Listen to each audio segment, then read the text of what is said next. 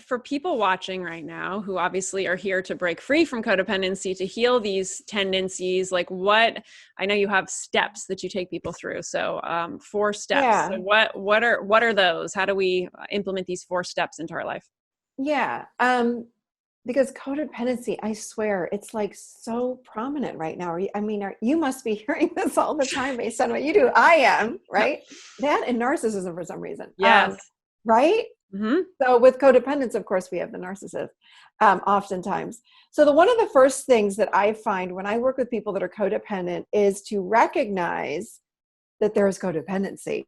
I can't tell you how many people I've sat with and I'm like, are you aware that, calling your mom 4 times a day and asking her all these questions and your mother calling you and leaning so heavily on you and you're in your 40s is a little bit off? Well, what do you mean? I don't know. And I didn't know that. Have you heard of this term codependency, or that you feel enmeshed?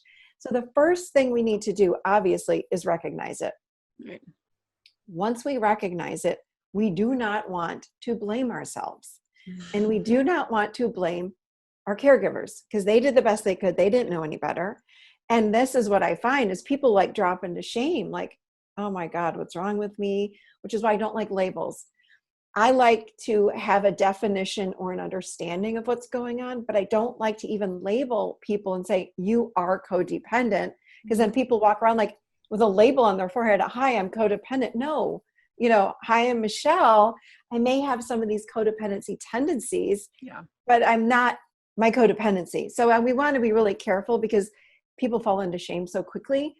And when we're stuck in blame, because people will say, well, why did my parents do that to me? Or why did my so-and-so and my husband treated me this way? And no, recognize it in the moment, own it, take responsibility. It's okay, not blame.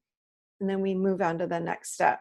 I was someone that I remember in my early 20s, I think I was with a therapist and they said, have you thought about codependency? Because there's a lot of enmeshment going on with you and your mom and everyone else, right? I was like, what? And then I got stuck in blame. Like I blamed my parents. I still talk to them and everything, but I remember like I had this whole story like, well, if it weren't for my parents, then I wouldn't be codependent. And it's like, that did nothing for me. I had to drop that story.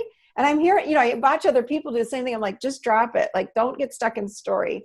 So that's part 1. Recognize, own, take responsibility, and start recognizing when you're in it. Along with recognizing it, I remember even sharing with some of my closest friends and family, like, hey, when you see me doing this, when I show up in this way, could you help me? Because I know being codependent, and I should say, maybe if you are too, Andy. Yes, I do. We don't see it. Like, it's hard to see when you're doing it because when we're codependent, we're just so loving and let me take care of you. And I know what you need before you need it. Let me, and again, with codependence, my typical line is like, I'm only okay if you're okay. Yep. So my friends would laugh at me and they would chuckle, not in a mean way, but they'd be like, you're doing it again. I'm like, what did I do? I'm like, what? I don't even know what I did, and they're like, you just took care of me. I'm like, I know, but that's loving. They're like, that's codependent. So we have to rewire the brain. So when we recognize it, you can ask friends, therapists, coaches, whomever, to help you see it. And then the more I started seeing it for myself, the more I was like, hold on, I think this is codependent. I started recognizing it more and more. The second thing is building our own self-worth. Because when we are codependent, I don't have a deep self-worth. Self-worth, I think of as self-value. Like, how valuable am I? And when we grow up not being validated, there's almost like a void that's within. So because of that void, I take you and I'm putting you in as my self-worth. And that's so unhealthy. And we don't understand that when we're codependent. So we want to start building up our own sense of self-worth or sense of self-value. And it's so basic. It's like building a big giant apartment complex. We got to build the foundation first. So it's very basic in the beginning. And I'll ask people things like, so what is your favorite food? And they're like, oh, I think I like Italian. I'm like, do you think you like Italian? You like Italian? They're like, yeah, I think. And it's so weird. It sounds so weird, but it's true. Like, we are so into focusing outside and knowing what you need and what your favorite food is. Oftentimes I work with people, they can't even come up with what their favorite food is. And then I go on to like, and what's your favorite restaurant? Do you ever express that you want to go to that restaurant? Oh no, because it's never a big deal. I'm like, wait a minute. You want to start getting in touch with what your needs are, like what would be fun for you. Oh no, but my kids are young and I got to focus on them. No. It's like realizing like, wait, so it's building up self-worth. That's a really, really big part of really correcting the thinking around codependency. We've got to know that we have inner value without other. It's without focusing out. Here it's like, well, what's my value? In the beginning, I have people sometimes that just sit and cry and they go, I don't think I have any. I'm like, you do. Let's slow down. We do that in the adult chair. Like, let's slow down. Let's find out what's true. Like, what's your favorite color? And they'll go, oh, well, it's green. I'm like, there you go. You know one thing about you. Right? Yep. And we build from there. Does that make sense? It's Yeah. self-worth is number 2. Yeah, absolutely. Number 3 is, this is such a big one for so many things like anxiety, depression, you name it, feeling your emotions. Uh-huh. Yeah. As codependents though, we don't know how to do that. I can feel your emotions. I can't feel mine though. I know what you're feeling before I know what I'm feeling. I don't even know what I'm feeling. It doesn't matter. Again, because I'm outwardly focusing on you. So with codependence, it's really important that we tune into like, what am I feeling? And we don't know. We don't know. Not only do we not know what we're feeling, but we don't know how to feel our emotions. Mm-hmm. So we need to learn how to feel our emotions. And then we even want to sit with, gosh, what does it feel like if I'm not reaching for you and filling your needs? That's where codependence, I find, gets so stuck, is when it's like going through a withdrawal. Because it's really, I think that, in my opinion, I think that codependency is oftentimes like an addiction. Like I'm so addicted to outside of myself and other, right? That's my experience of it for sure. Isn't it? Oh yeah. Because it's like we're addicted to other to make ourselves relax. And it's such an old program and pattern from typically childhood. Like we had to do that to keep the household in balance.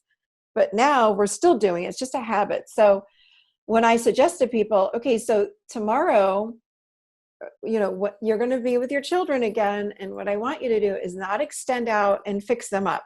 Like there's nothing to fix. And they go, well, that's going to not feel good. I'm like, exactly. And you're going to sit in those feelings. So feeling emotions is huge because we don't know how to do that. And when we're codependent, oftentimes we're intolerant. What's the word I want? It's intolerable, if that's a word, to sit in the uncomfortableness of not fixing another, or not, as codependents would say, helping another, right?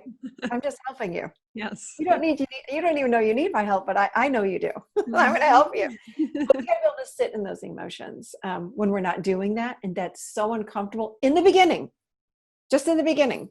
And then we start healing and we start knowing, gosh, I can sit in that. I can tolerate that uncomfortable emotion. And I didn't die. I didn't crumble up. And actually, I feel better. And I feel better about myself. So it's really, again, this building process. So that makes sense? That's number 3. Yeah, absolutely. The last one is, of course, setting boundaries.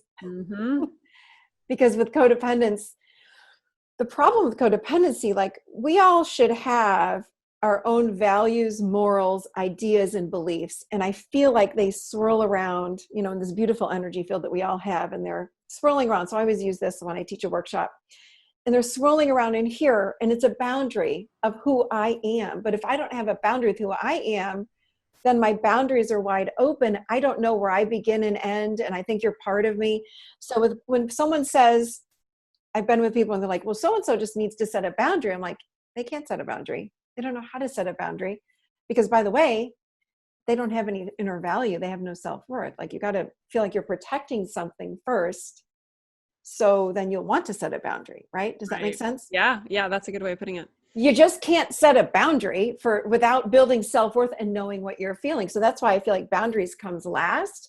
So once I learn what my values are, what my worth is in here, if I don't know what that is, or once I know what that is, then when you're bumping into me, I can go, ouch, that doesn't feel good. I set a boundary and then I reconnect to myself. Mm-hmm. So I don't even know that I need a boundary until I built up the self-worth.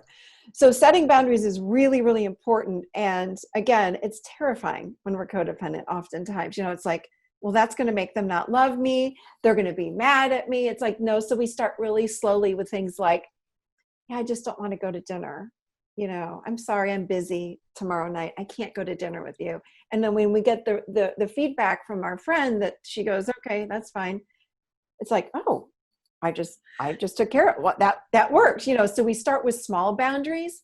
Mm-hmm. But again, when people try to jump into boundaries, it will never work until you build up the self-worth and the feelings. Because when we set a healthy boundary looks like, hey, Andy, it really made me feel, there's the feeling, sad when you didn't invite me to your party, or when you spoke to me like that. Can you please not do that again?